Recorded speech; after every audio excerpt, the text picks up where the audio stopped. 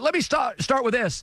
It was so un-New England-like for Brady to go on with Howard Stern this morning, Jay. I mean, that was like, he talked about at one point his testicles. So were you surprised he did the interview? No, I mean, look, you're saying it's un-New England-like. He's not New England anymore. That's right. He's Tampa. And, Bruce Arians is he's a walking party. Bruce Arians is the oldest frat boy in the history of life. What did Bruce? You have a good relationship, a very good relationship with Bruce Arians, very tight. What did he tell you about the Brady thing that would give us a little tease to tomorrow night? So I was talking to him throughout the whole thing, and believe it or not, while everybody thought it was a done deal, he didn't, because Tom hadn't signed it. It took him a couple days, and he didn't sign. And the whole time he's like, at one point, Bruce actually hit me up. He said, "Do you think there's a secret team here?" He's like, until somebody signs, he's so paranoid because he's been around football for so long. Yeah. And paranoia is part of your DNA if you're a head coach. And he was like, "Is there another team?" I'm like, "Oh, no, I think you're good, dude. I think you're good." But he really was, a lot of these guys, he was almost like, "It's too good to be true." Yeah. And then he dives in. I'm like, "When did you really think, though, you had him?" He's like, an hour into our first phone call. Like, hour in, I started hearing his voice change and getting excited in some of the stuff that we're going to do with him. Oh, God, that's so great. God, what I'd pay. I'll tell you, that's a pay-per-view. If you could get that call, Glazer. By the way, wait till you hear his answer, too, because he started his career with Bear Bryant, and he's going to end his career with Tom Brady. And I asked him, I think how insane that is. And I said, if somebody came to you with a Hollywood script and they wanted to write this, what would your answer be? So you got to watch tomorrow night. What his answer is, it is he's the only head coach who would answer it this way. Let's just say it that way. So Tom admitted on Howard Stern this morning he made his mind up before the season. Did that surprise you? Yep. No, I think we all thought that was happening. We all saw this coming for a while. I don't think that surprised us at all, no. Yeah. I mean, he put his house up for sale. That's something, right? I mean, if you put your house, I mean, so did his whole crew. So everybody else in his crew. So, no, I mean, we all thought this was going to come to an end at one point. By the way, I've got to say that. I kind of look at it differently than most, where Bill Belichick and Tom Brady, they were pretty much married to each other for 20 years. These guys should start a marriage counseling course. So it took 17 or 18 years for us to hear any strife between these two guys. These guys need to have a TED Talk on how to have a marriage where you don't see any breaks in it for all that time. And yet, Tom, even now, he's going out graciously. I'm sure he could swing away if he wants to, and he's not. He's doing it as classy as you get. And I do think that there's an appreciation there from both guys. But think about how long that marriage is where we didn't hear a peep of any sort of issues for 18 years. And remember, Jay, there was a 10-year span. They won Super Bowls early and late, but they had 10 years where they didn't. So this idea, really, they had two dynasties. They had one to start for 5 years, and they had one to end for about 5 to 6 years. But they had a lot of years in the middle of this, Jay, when they got beat by good teams, sometimes at home, sometimes in Denver. So this was not, it's. And I said this before: the late Kobe Bryant and Shaq, as good as it was, by year 5, they were tired of each other. So let's just be right. Right. And this took a long time for them. Even if they were tired of each other, no one talked about it. Didn't get out. They didn't air it out. And everybody talks in the NFL. There's a lot that we do know about the Patriots, but people, they do talk. And it's just human nature. But it's amazing at how long they kept it together. Where other relationships you hear pretty fast, like you're saying, even in Kobe and Shaq. You hear about it all the time. Yeah. So we're going to have a virtual NFL draft. My takeaway, just to set you up for this, my takeaway has been it's the 4 happiest days in the NFL. There's no losers. It's 32 winners. You convince yourself as a fan your 7th-round pick's going to be a Pro Bowler. I think as we face this virus, we need good news. It's a telephone business. Nobody's going to catch anything. I don't think there's been a draft in my life that has meant more emotionally and psychologically for the league and the country. It is virtual. You cross your fingers. You can get Roger Goodell on the phone. But what are your guys? My guys are a little concerned about it. Are your sources? Yeah. Well, it depends who you're talking to. But, yeah.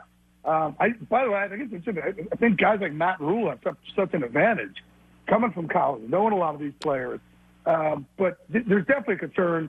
Look, I've talked to several GMs and head coaches about it, and I understand both sides of it because these guys, they're preparation freaks, and they feel like they can't prepare the way they'd like to for this. And the other end of it, I understand also, like, we need normalcy. And look, what sports are, we're supposed to be an escape. Yeah. That's what we are. We're escapism. So provide an escape. Now, I agree with, doing something. If you're going to do it, then do it virtually because you are supposed to stay physically distanced, right? But it's keeping us socially connected. But I understand the other point, too, of some people saying, listen, right now it's hard for us to think about football. We're thinking about people's lives. I do understand both sides of it. I don't know if there is a right or wrong answer. I think the right answer is that people stay safe. That's the right answer. By the way, you interview Aldon Smith for Fox Football Now tomorrow night, 11 Eastern, 8 Pacific on FS1. Now, as we know, he's a new Dallas Cowboy. He had substance abuse for years. And how, by the way, how is he dealing with that now? Look, he originally got brought in. He actually got brought to the Fox studio by somebody who was going to AA with Jerry Steinberg and met me there on a Sunday. And it was about joining MVP, merging vets and players. As an ex-football player, as you know, we put these vets and these players together. And so he started there at MVP, and he really bonded with these vets. And he started opening up and becoming vulnerable, and he's really been helping. He got so good and so supportive and helpful with a lot of our vets with substance issues that when we opened up MVP in New York a month and a half ago, Aldon flew in so he could talk about sobriety to the vets and players in New York. And, there was a point there when he was going and we started talking.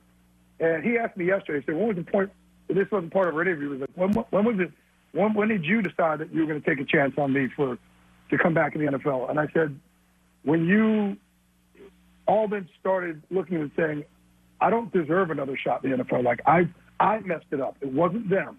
It was me. I messed it up. And he took responsibility for what his actions were. And once I heard that, and then he said to me, you know what, Jay, if I ever had a chance again, I would use my experience to help other people. Like, I would love to help rookies that come in the league and other people and get them to understand you've got to hit rock bottom before. And I started seeing this life coach version, Aldon Smith, which is not the same Aldon Smith that I knew. Yeah. So I said to him, hey, dude, you want to play in the NFL? You want this? He's like, I'd love the platform. I'm like, let's go walk this walk together. And, dude, we have him up to 287 pounds with a V. Like, I haven't seen anything like this. And, we show videos tomorrow night. The first time anybody will see videos of Aldon Smith, the new Aldon Smith. And it's the first interview since he signed with the Cowboys. But he's just so grateful. His life, he admits he was rock bottom 2 years ago. He'll tell you that story. But he really, when I tell you he is bonded. So last week when he signed the contract, before we broke it on Fox Football Now, Aldon jumped out. He was on 2 MVP calls last week. We have him in 5 different cities, so 5 different ones that we're doing virtually on Zoom. He jumped on with the New York crew to announce it to them. And he just said, guys, you have no idea how excited, like how grateful I am for you all. And one of our vets was like, Aldon, we can't wait for you. Opening week next year, you're standing on the sideline. The flag comes up, the anthem comes on. You got your hand over your heart. The fighter jets go over, and you literally have an army with you now. Like, it was so emotional and surreal. And, his vulnerability. Look, muscles aren't strength. Vulnerability is real strength. Yeah. Jay Glazer, I'm going to have him on tomorrow, too. Fox Football Now is tomorrow night. Good stuff. Aldon Smith, Bruce Arians interviewed, too. Can't wait to watch that. Cannot wait to watch it. I'm over Netflix. I've seen every show ever produced by Netflix. I'm officially done with Netflix. Jay, good talking to you. Hey, real quick, can I throw something in? Yeah. Real quick, we are, and I haven't announced this yet, but I want to announce it now. Next week, it's going to be next Thursday, MVP. We're going to do a special MVP for first responders, for doctors and nurses and EMT and police and firemen and anybody who needs it. We'll start sending out information next week. It'll be go to vetsandplayers.org. But those are the people that need it. And our vets, they need a mission right now. So that's what we do. We live to help other people. So we're going to have a special one next Thursday. We're going to try and do this and try and help them get through their own crisis. The people on the front line. Hi, everybody. Thanks for watching. Subscribe here to get the latest from the show. Also, be sure to check out more of the best clips from The Herd or go watch a few segments from other shows on FS1.